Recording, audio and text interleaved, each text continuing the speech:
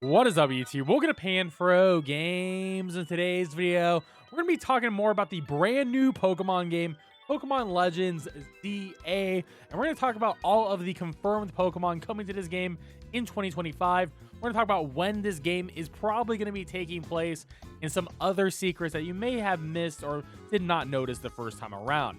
Of course, guys, if you like this type of content, enjoy these videos, please leave a like, subscribe if you're new. I really appreciate it. Consider supporting the channel by joining the Pan Fam and a join channel member button below. So let's begin with what everyone wants to know. What are the confirmed Pokemon for Pokemon Legends ZA? Now, we're looking at the Ekans lines here. We got Pikachu line, which is assuming we're going to be getting Pichu as well, of course. Bellsprout line, which is pretty nice. Onyx line, which is a stick because we didn't get Steelix in Generation 9. Nor Starmie, so I'm glad to see these guys back. Of Gyarados line, of course, all the Eevee evolutions. Love that Dragonite is in here as well. Unknown, of course, which is pretty cool. We're going to be getting the Wishcash line, Absol. The Hippo line is like back for like the 5th Pokemon in a game in a row. Pretty crazy. Glad to see Crocodile here for sure. Love Crocodile. Emolga's very cute. Talonflame. We got the Prior line. Of course, we're going to have the Florges line. I mean, especially for story relevance. We got the Skidoo line. Furfrou is finally back. Finally back in a Switch Pokemon game. We haven't had it at all. So this is a big missing piece for a lot of people's home deck. So that's really cool. Love to see that we have Aegislash here. Lucia makes a return. And Klefki is back. So that is currently what we know at the moment. But, of course, there's going to be a lot more. I mean, Pokemon Legends Arceus had like 250-ish Pokemon. I'm expecting a similar dex or maybe a little bit bigger of a dex for Pokemon Legends ZA. Next up, let's talk about where this game is taking place in the scale and scope of the game. So Pokemon Legends ZA will be taking entirely within the main city here. And some people were upset about that, which I think is very strange. Maybe they should play more video games, in my opinion.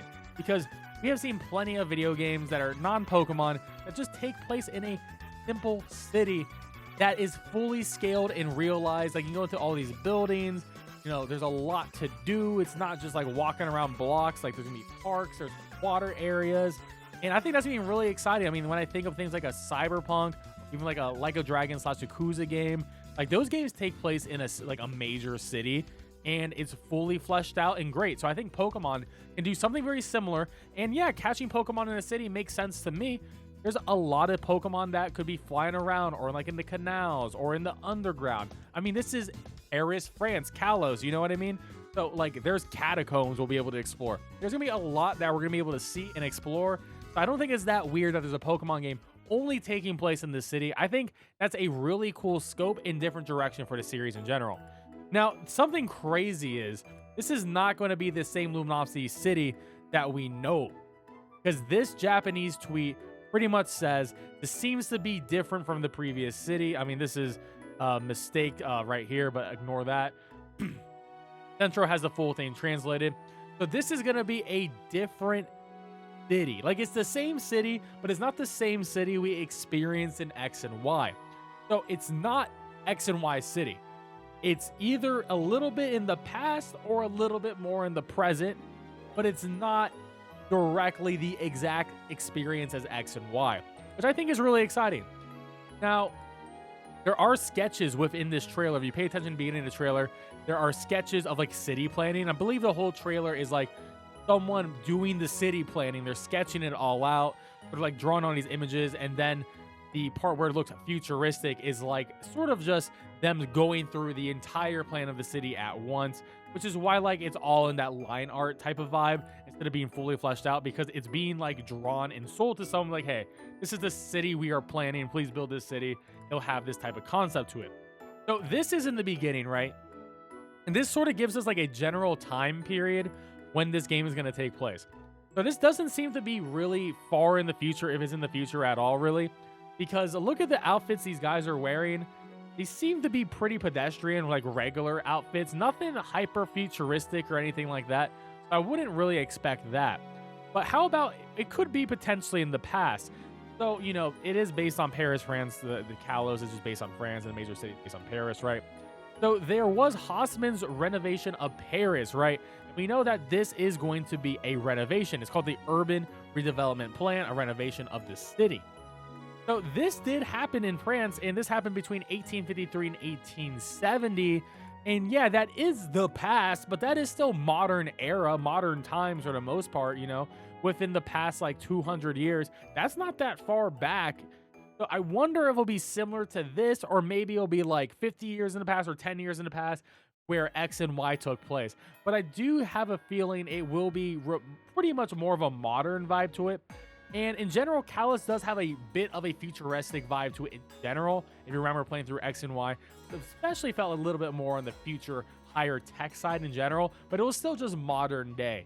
So we'll just have to wait and see more on this, but I do think it'll maybe take place before the events of Pokemon X and Y. Next up, we do know the code name for Pokemon Legends ZA, and it's called Ikaku.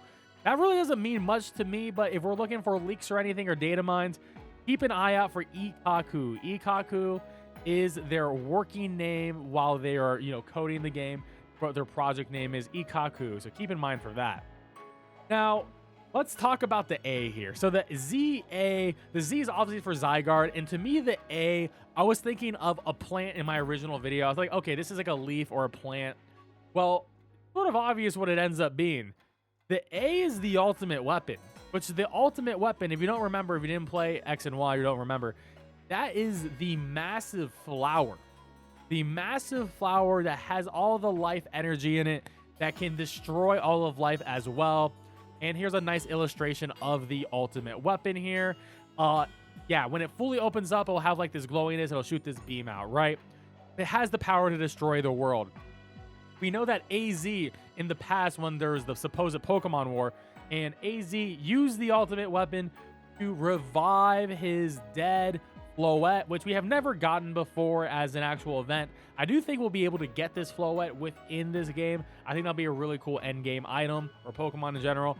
But there's definitely a connection between the ZA, ultimate weapon, Zygarde, and AZ and all of that. So I have a feeling that maybe Zygarde is the original fuel source for the ultimate weapon, or it is fueling the ultimate weapon this time around, and we're gonna have to wait and see more about that.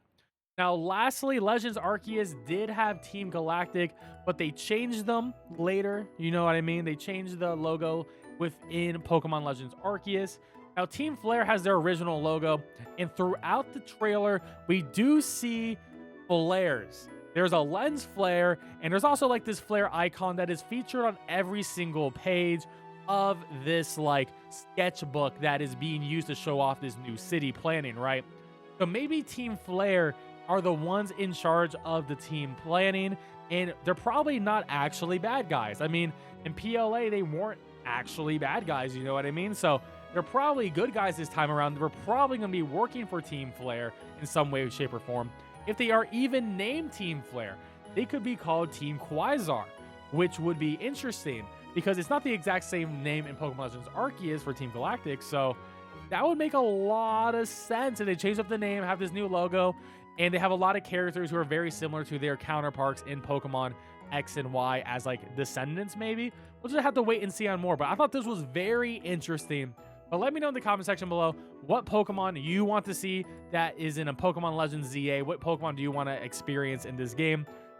Personally, there's really a lot of good choices. I hope Pangoro makes a comeback because it is a Gen 6 game, and I love Pancham. He's like the mascot of the channel, so I would love to see him come back. So let me know in the comment section below what you think about what Pokemon you want, about the theories I'm talking about. I love to hear your thoughts, and of course, stay tuned to the channel for more Pokemon Legends ZA action, other Pokemon games, and other gaming action in general. Hope you guys have a good one. Peace out. Catch you later.